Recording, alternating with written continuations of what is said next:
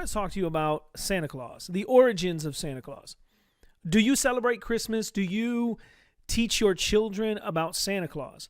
We've done a show in the past where we've talked about Christmas, and we talked about our views of Santa Claus and how the majority of us that was on the show at the time believed that it was wrong to tell your children that Santa Claus, the mythical Santa Claus that we know and many people love today, that comes on Christmas Eve carrying a sack of toys with reindeers carrying him from house to house and dropping off these toys to the good little girls and boys. And this is this mythical Santa Claus that has developed over time. Now, we in our house, as I said, we don't teach our children that Santa Claus is real. When we're at the store, our older kids already know this. Our youngest is over 2, so when we are at the store and she sees Santa Claus, and she's seen cartoons and things where Santa Claus is there, and she sees Santa as like Mickey Mouse or like Charlie Brown and Snoopy that she loves to see at Cedar Point dressed up in their costumes. So she may see Santa Claus and she'll say to us, hey, there's pretend Santa. She's too young at this moment for us to, we can tell her things, and she does learn things. But as she begins to grow, we want her to know, as we are going to talk tonight, about St. Nicholas and where this origin of Santa Claus comes from. Now, it's developed over time. It's developed over many, many years into what it has become today. But I'm going to read from an article on Ligonier Ministries. The title of this article is St. Nicholas and the Origins of Santa Claus. Now, I thought this would be great to read it, to give you this article, and you can look it up for yourself as well if you'd want to take it and read it again for yourself. I just thought it would be a helpful segment here to look at these origins of Santa Claus and the real St. Nicholas. Because I thought, what better than on this episode of G220 Radio where we're talking about 'Twas the Night Before Christmas to kind of deal with this idea. So who is Santa Claus? Now, many people, again, we see and we think about a Santa Claus in a bright red and white suit with a hat on his head and gloves, white gloves, and coming down the chimney and bringing a sack of toys and eating the cookies and drinking the milk. Is that really Santa Claus? Well, let me read this article for you and give you some insight. Now, this article is from Stephen Nichols. Again, this is from Ligonier Ministries. It might surprise many today to find out that St. Nicholas, spoiler alert, is a real person after all. Is he the white-bearded with a red suit, a cap, and a sleigh? Not quite. But he probably was bearded, did wear a hat, and did travel in a horse-drawn, not reindeer-drawn, transportation. The legend behind Santa Claus is St. Nicholas, the 4th century bishop of Myra.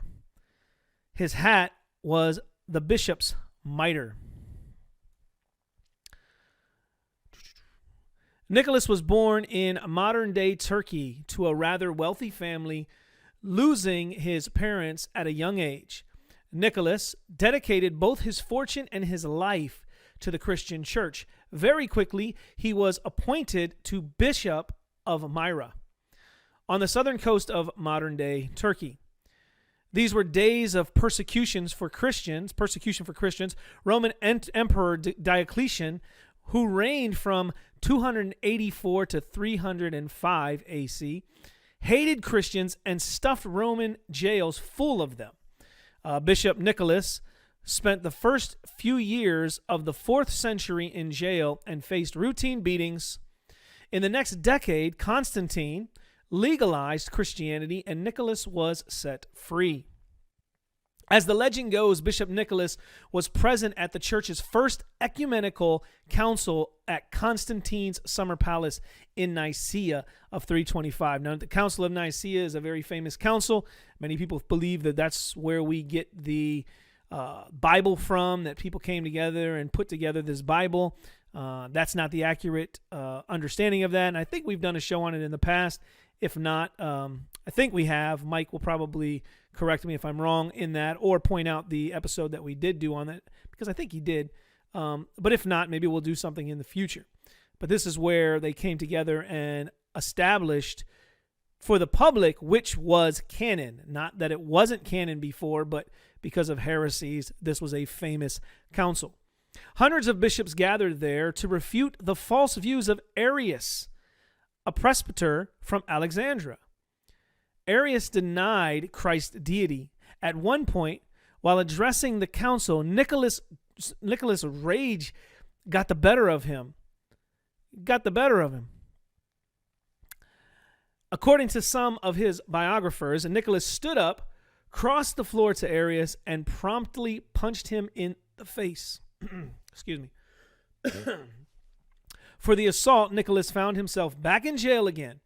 The bishops deliberated his fate.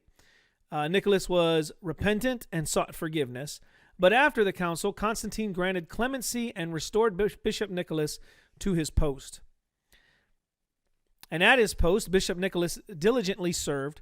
Over the course of his entire life, he was known for being extremely generous. He was especially generous to children, regularly giving them gifts. Myra was a busy port city with ships and sailors coming and going. The ships went out of Myra's port loaded with gifts and goods for the needy, all provided and packed on by Bishop Nicholas.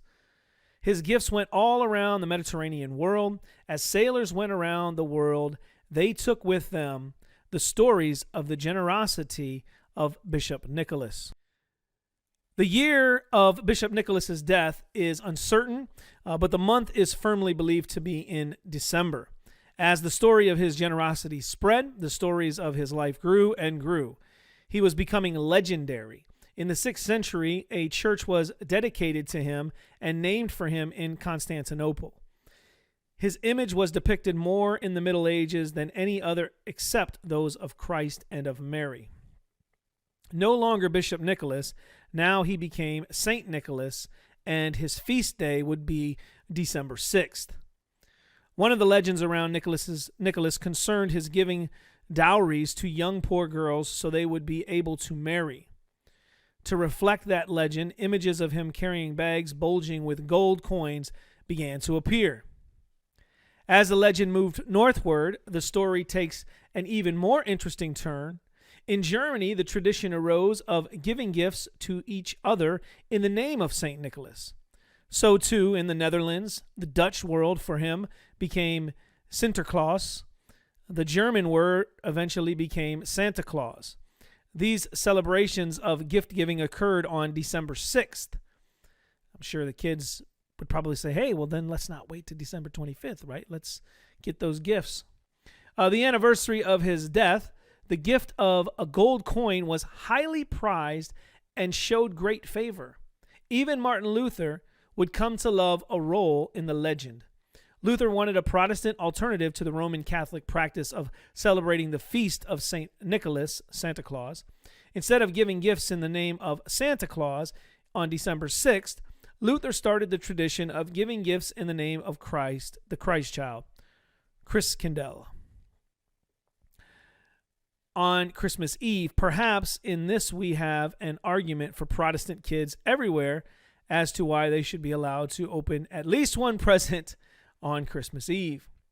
Luther loved Christmas. He wanted it to be a celebration of giving around the supreme gift of the babe born of the Virgin Mary in Bethlehem. As he preached in 1530, "He who lies in the Virgin's lap is our Savior. Give thanks to God, who so loved you that he gave you a Savior."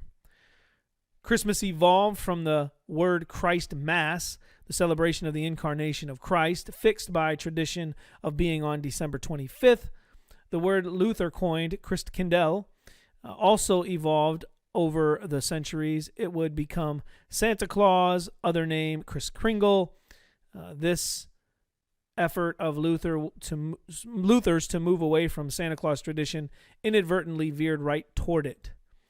So we have the story now of Santa Claus. Interestingly enough, St. Nicholas and his legend began in the early church. The stories wove their way through the Middle Ages, and they made an appearance at the Reformation. Those stories still live with us today. So again, this was a article from Stephen Nichols from Ligonier Ministries. So it's very fascinating, very interesting to look at how we got where we are today with this legend, with this story of Santa Claus deriving and arriving at a real person, St. Nicholas.